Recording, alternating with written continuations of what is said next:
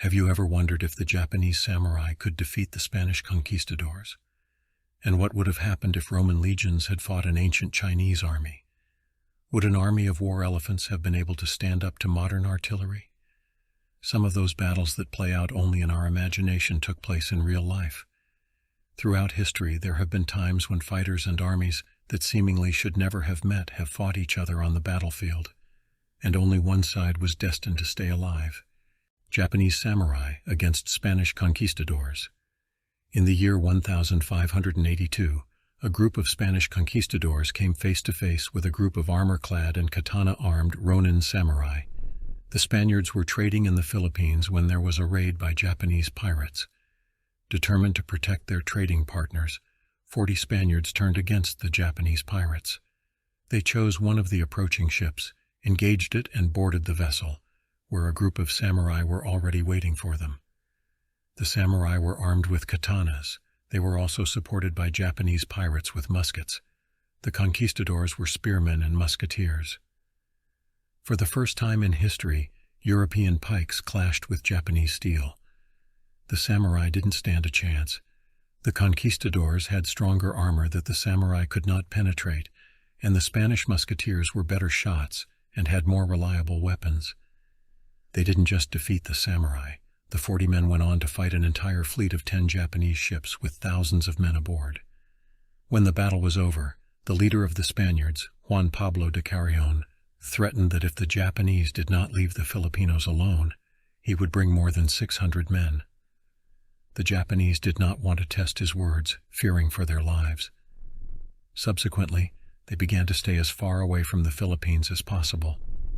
Battle elephants against artillery. In the year 1825, a desperate Burmese commander, fighting the encroachments of the British Empire, pitted his best hope against the British artillery, an army of war elephants. Not long before, the Burmese commander Ma Bandula had succeeded in repelling a British attack on his base at Danube. He had been given a rare chance to turn the tide of the war against a technologically superior army, and he decided to take it.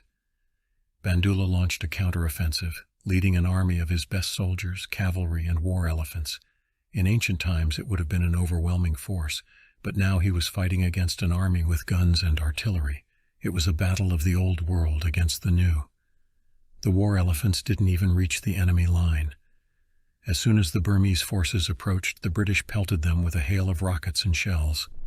The elephants died before they could do any damage, and the cavalry failed to even reorganize into a fighting line. After the battle, the British went on the offensive again. This time, Bandula and his men had to withdraw. The Burmese fought as fiercely and for as long as they could, but the war elephants could not stand up to the British artillery. Viking invaders versus Indian warriors. When the Vikings first landed in the New World in the 10th century AD, they came face to face with the local tribe. Nothing good came of it. The sides began to argue, fought, and soon battles broke out between the Vikings and the Indians. Thorvald, son of Eric the Red, argued with the natives of Newfoundland, most likely the Inuit. When the arguments ended, Thorvald kidnapped and killed 8 men. After this, the Vikings became the Indians' worst enemies, and the Indians put up a determined fight. One-on-one, an Indian warrior could hardly defeat a Viking, but the Indians chose more clever tactics. They stealthily approached Thorvald's camp in boats, showered him with a hail of arrows, and sailed away before the Vikings could strike back. The Vikings tried to take cover, but one of the archers hit Thorvald and killed him. After Thorvald's death, the Indians managed to drive the Vikings away altogether. They built catapults and laid siege to the Viking camp, killing 2 of the aliens and forcing the rest to retreat. Due to the threat of constant attacks from the Native Americans, the Vikings gave up and left the New World. Shaolin monks versus pirates. In the year 1550, a motley crew of Portuguese, Chinese, and Japanese pirates armed with Western weapons faced an unlikely opponent. A group of Shaolin warrior monks emerged from their monastery to counter kung fu with pirate guns. The pirates had been ravaging the Ming kingdom for years. In desperation, the emperor turned to the Shaolin monastery for help. The monks were incomparable kung fu masters, but they usually fought in hand-to-hand combat, while the pirates had the latest Portuguese rifles and cannon. It was a battle of physical fitness versus technique. The question was whether the martial arts could overpower the European weapons. The monks faced the pirates in 4 battles and won 3 of them. The most notable example was the Battle of Wanjiang. 120 monks went up against 120 pirates, and the monks killed their enemies. The pirates managed to kill only 4 monks, after which they tried to escape and were destroyed. Almost all the pirates died. They were mostly killed with iron sticks. Tiger versus lion. Battles for the title of King of the Jungle have happened more than once. In nature, tigers and lions usually flank each other, but if they are directly confronted, things can change. The Romans and Indians used to have fights between them in front of roaring crowds. The Romans did it first, in the 1st century AD, and much later the Indians repeated their experience.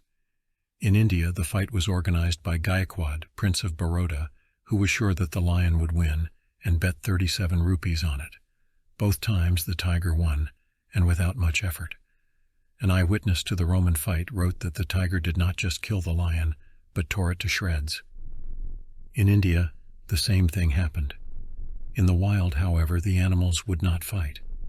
Tigers do not attempt anything of the kind while they live deep in the forest, wrote the Roman poet Martial after watching the fight. But since the tiger was kept with us, he acquired great ferocity. Mongol horde versus European knights. After the Mongol horde swept across Asia, killing everyone in their path, they did not stop fighting. They moved on to Europe, and there they came face to face with the armored European knights. The Mongols fought a full-scale war with the Europeans, but we will focus on the Battle of Legnica. In this battle, Genghis Khan's grandson pitted Mongol warriors against the combined forces of the Kingdom of Poland and the Templars. Polish knights with spears and palashas met the Mongol horsemen with their bows and arrows. The Europeans were unprepared for Mongol tactics. The Mongol horsemen feigned attacks and false retreats, showering their enemies with a hail of arrows while remaining at a safe distance from the knights' swords. The knights, accustomed to close-quarters combat, did not know what to make of this.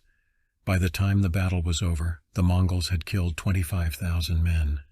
They filled 9 sacks with the severed ears of their enemies and carried the severed head of the Polish duke on the tip of a spear. Warrior monks against the samurai. Japanese Prince Mochihito hid in a Buddhist temple after an unsuccessful attempt to take the throne. He was pursued by an army of samurai, and the prince had only one hope: the temple warriors. The samurai attacked the temple, and the monks had to fight them. The monks didn't just use staffs, they had bows, swords, and daggers, but they had to fight against an entire army of armored samurai. The warrior monks managed to repel the attack, and the stories of their victory are so incredible that it's hard to separate fact from fiction. Legend has it that one of the monks cut in half an arrow flying through the air.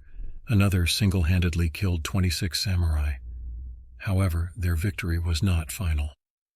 After losing the first battle, the samurai returned, and this time they brought 10,000 soldiers with them. In a battle with so many men, the monks didn't stand a chance. The monastery was captured and burned to the ground, and Prince Mochihito was killed. Roman legionaries against the Chinese army. In the 36th year BC, a Roman legion went missing. There is some debate about what actually happened to it, but according to one theory, the legion was moving eastward and eventually reached the Mongol Huns. The legionnaires thought they had found refuge, but soon an army of Han Chinese knocked on their gates, and for the first time in history, Roman soldiers came face to face with Chinese warriors. The Chinese army consisted of infantry and cavalry, and were trained in the Chinese art of warfare, but the Roman legionnaires had their own shields. A Chinese eyewitness recorded seeing foreign soldiers make an impenetrable turtle out of their long rectangular shields.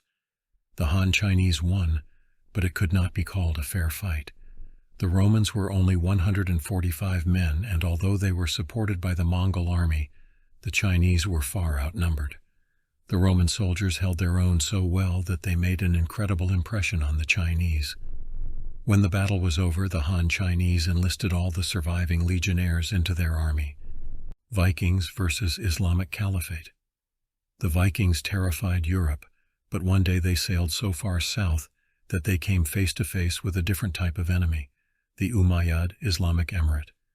Islam was spreading around the world at the time, and a huge part of modern-day Portugal and Spain was ruled by an Islamic dynasty. Its head was a Syrian named Abd al-Rahman, and he was the first to record that Vikings were coming and that his men counted about 100 Viking ships near the coast of Lisbon.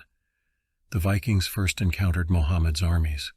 The Muslims eventually won, but they did not do well at first. The Vikings captured Lisbon and burned most of it.